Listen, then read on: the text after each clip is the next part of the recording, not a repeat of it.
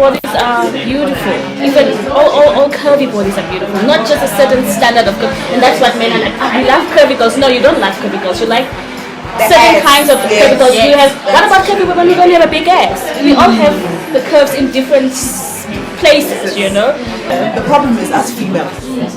When you talk to men don't really care. Men's high. They don't look at the cellulite, the stretch marks. They don't care. Oh, my rolls sticking out. Oh, my stretch marks don't look good. Everything's jiggly. Oh, my back is tight.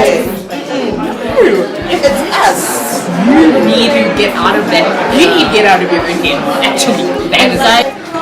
Plus, sometimes when you're not plus, you're like feeling ish. I must maybe put on a few more. But as they say, from 40 upwards, and I'm like, hey shit, I think I lost few pounds. You know what I found? That women don't. They get surprised when you come and approach them and say, hey, you look beautiful. I do that a lot.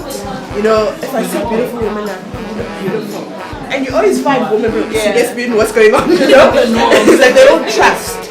But we need to empower each other, you know.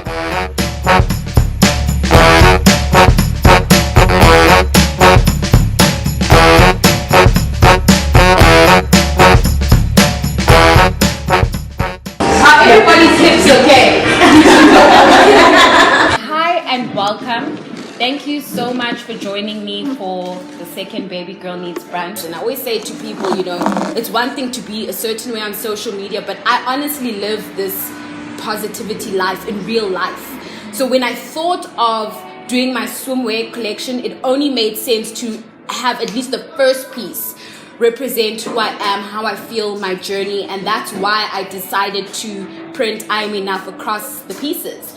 And those words were so significant to me, still are. So in my mind, when I was thinking about beauty and what was acceptable, I started to develop this idea, notion in my head. And you know, the funny thing about this insecurity thing and low self-esteem is it's not only and always about what people are saying to you, it's also what you say to yourself. Yeah. So I made the conscious decision to, okay, let's figure it out. How are you going to, you know, move forward? How are you going to do this? And this is why I say to people, the body love journey is a conscious decision. Yeah.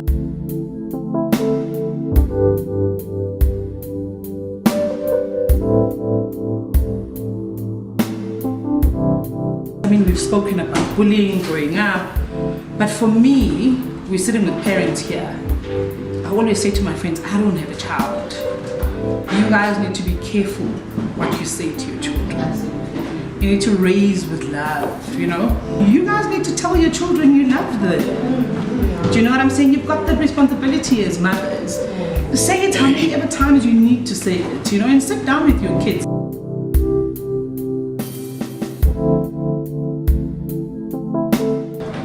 When I dove deeper into this body love journey, my understanding of how to be loved, how to be dated, how to be in a relationship, who to be in a relationship with changed. The type of guys I dated before this body love journey, I don't even mind telling you guys first, I found myself in abusive relationships. I found myself in relationships. Some of them are not even relationships. I'm even so ashamed to admit this, but I know somebody here can relate, even if you don't lift your hand. But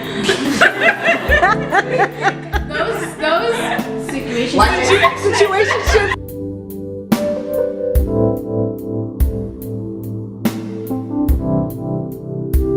I never thought I was beautiful.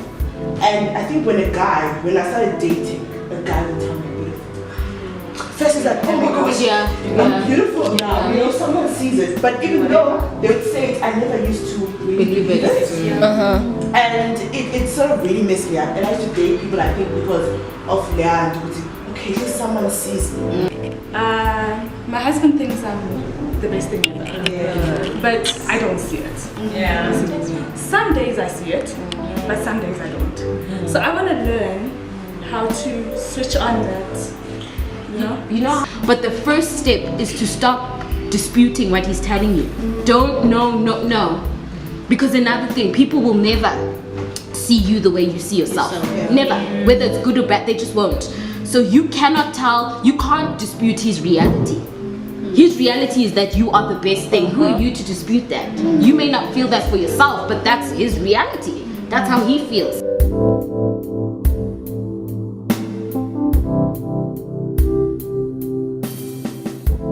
As a plus size woman, I have amazing sex. Even though I'm a plus size, because I'm confident.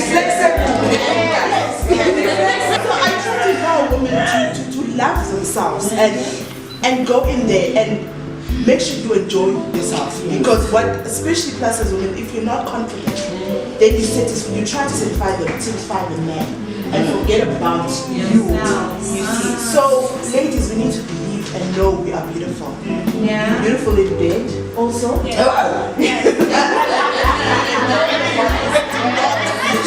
It's like when they're like, baby, get on top. I'm like, you get on. Like,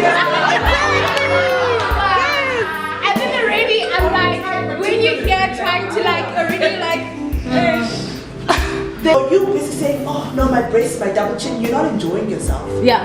And he doesn't care about those breasts and those double chins. Yes, he just wants, and you find that men, when you're comfortable with yourself, they find you more attractive.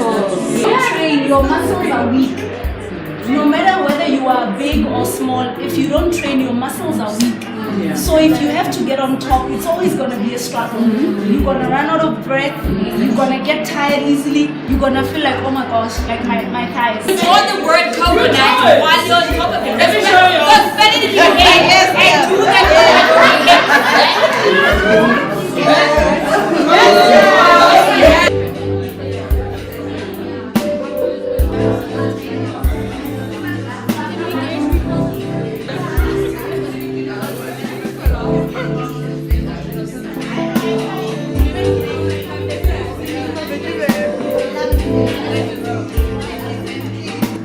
I'm not perfect, I'm enough. What they don't tell you is being enough means so much more.